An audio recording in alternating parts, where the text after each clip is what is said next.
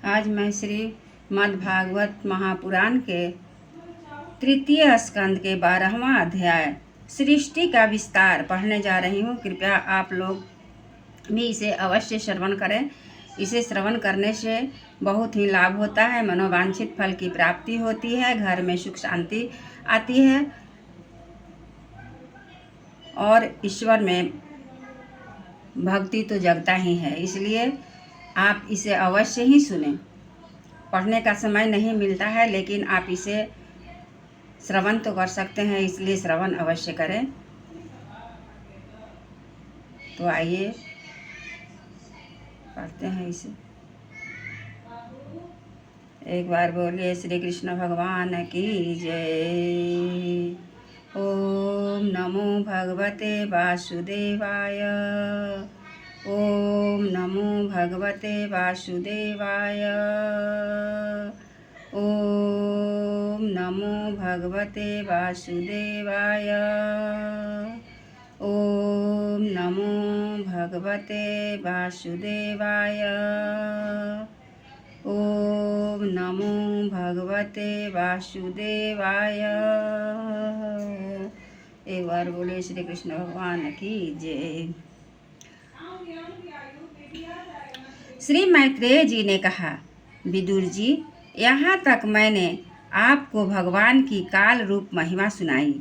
अब जिस प्रकार ब्रह्मा जी ने जगत की रचना की वह सुनिए। सबसे पहले उन्होंने अज्ञान की 5 वृत्तियाँ तम, अविद्या, मोह, अस्मिता, महामोह, राग, तामिस्त्र, द्वेष और अंधतामिस्त्र अभिनिवेश रची। किंतु इस अत्यंत पापमयी सृष्टि को देखकर उन्हें प्रसन्नता नहीं हुई। तब उन्होंने अपने मन को भगवान के ध्यान से पवित्र कर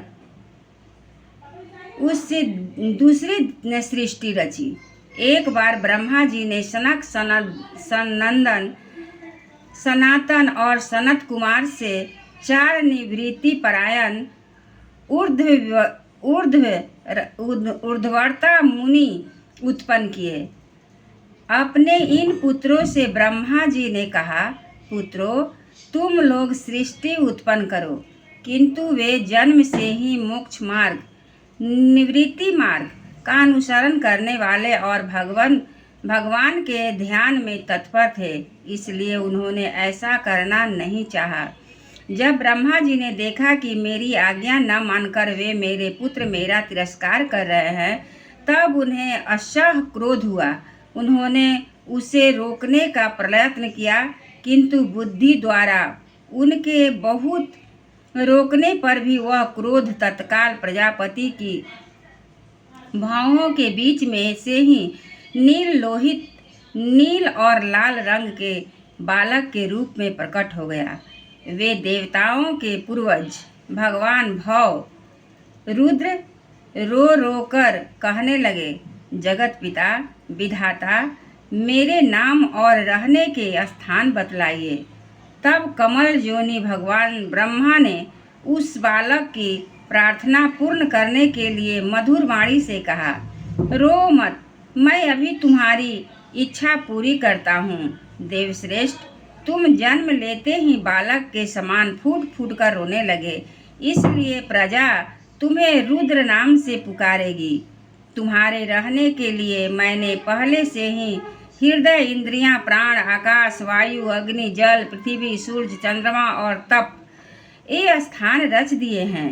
तुम्हारे नाम मनु, महिनस, महान, शिव, ऋतध्वज, उग्ररेता, भव, काल, वामदेव और धृतव्रत होंगे तथा घी, वृत्ति, सुधा और दीक्षा ये 11 रुद्राणियाँ तुम्हारी पत्नियाँ होंगी। तुम उपयुक्त नाम, स्थान और स्त्रियों को स्वीकार करो और इनके द्वारा बहुत सी प्रजा उत्पन्न करो, क्योंकि तुम प्रजापति हो। लोक पिता ब्रह्मा जी से ऐसा आज्ञा पाकर भगवान नीललोहित बल, आकार और स्वभाव में अपने ही जैसा प्रजा उत्पन्न करने लगे। भगवान रुद्र के द्वारा उत्पन्न हुए उन रुद्रों को असंख्य युक्त बनाकर सारे संसार को भक्षण करते देख ब्रह्मा जी को बड़ी शंका हुई। तब उन्होंने रुद्र से कहा, सूरश्रेष्ठ, तुम्हारी प्रजा तो अपनी भयंकर दृष्टि से मुझे और सारी दिशाओं को भस्म किए डालती है, अतः ऐसी सृष्टि और न रचो, तुम्हारा कल्याण हो। अब तुम समस्त प्राणियों को सुख देने के लिए तप करो, फिर उस तप के प्रभाव से ही तुम पूर्ववत इस संसार की रचना करना। पुरुष तप के द्वारा ही इंद्रियातीत सर्वांतर्यामी ज्योतिर्स्वरूप श्री हरि को सुगमता से प्राप्त कर सकता है। श्री मैत्रेय जी कहते हैं, जब ब्रह्मा जी ने ऐसी आज्ञा दी तब रुद्र ने कहा, अच्छा कहकर उसे शिरोधार्य किया और फिर उनकी अनुमति लेकर तथा उनकी परिक्रमा करके वे तपस्या करने के लिए वन को चले गए। इसके पश्चात जब भगवान की शक्ति से संपन्न ब्रह्मा जी ने सृष्टि के लिए संकल्प किया तब उनके 10 पुत्र और उत्पन्न हुए। उनके लोक की बहुत वृद्धि हुई। उनके नाम मरीचि, अत्रि, अंगिरा, पुलह, क्रतु, भृगु, वशिष्ठ, दक्ष और 10वें नारद थे।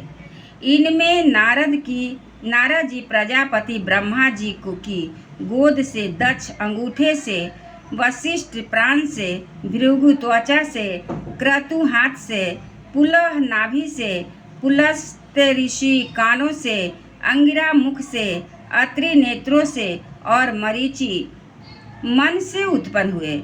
फिर उनके दाएं स्तन से धर्म उत्पन्न हुआ, जिनकी पत्नी मूर्ति से स्वयं नारायण अवतीर्ण हुए तथा उनकी पीठ से अधर्म का जन्म हुआ और उससे संसार को भयभीत करने वाला मृत्यु उत्पन्न हुआ। इसी प्रकार ब्रह्मा जी के हृदय में से काम, भौहों से क्रोध, नीचे के होठ से लोभ, मुख से वाणी की अधिष्ठात्री देवी सरस्वती, लिंग से समुद्र, गुदा से पाप का निवास स्थान, राक्षसों का अधिपति, निऋति, छाया से देवहूति के पति भगवान करदम जी उत्पन्न हुए। इस तरह यह सारा जगत कर्ता ब्रह्मा जी के शरीर और मन से उत्पन्न हुआ। विदुर जी, भगवान ब्रह्मा की कन्या सरस्वती बड़ी ही सुकुमारी और मनोहर थी।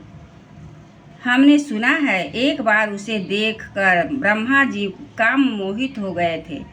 यद्यपि वह स्वयं वासनाहीन थी, उन्हें ऐसा अधर्ममय संकल्प करते देख उनके पुत्र मरीचि आदि ऋषियों ने उन्हें विश्वास पूर्वक समझाया, पिताजी, आप समर्थ हैं, फिर भी अपने मन को उत्पन्न हुए काम के वेग को न रोककर पुत्री गमन का जैसा दुस्तर पाप करने का संकल्प कर रहे हैं, ऐसा तो आपसे पूर्ववर्ती किसी भी ब्रह्मा ने नहीं किया और न आगे ही कोई करेगा।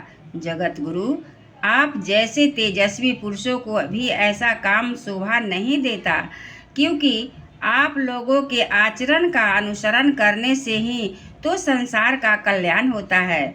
जिन श्री भगवान ने अपने स्वरूप से में स्थित इस जगत को अपने ही तेज से प्रकट किया है, उन्हें नमस्कार है। इस समय वे ही धर्म की रक्षा करते हैं। अपने पुत्र मरीचि आदि प्रजापति को अपने सामने इस प्रकार कहते देख प्रजापतियों के पति ब्रह्मा जी बड़े लज्जित हुए और उन्होंने उस शरीर को उसी समय छोड़ दिया। तब उस घोर शरीर को दिशाओं ने ले लिया। वही कुहरा हुआ, जिसे अंधकार भी कहते हैं।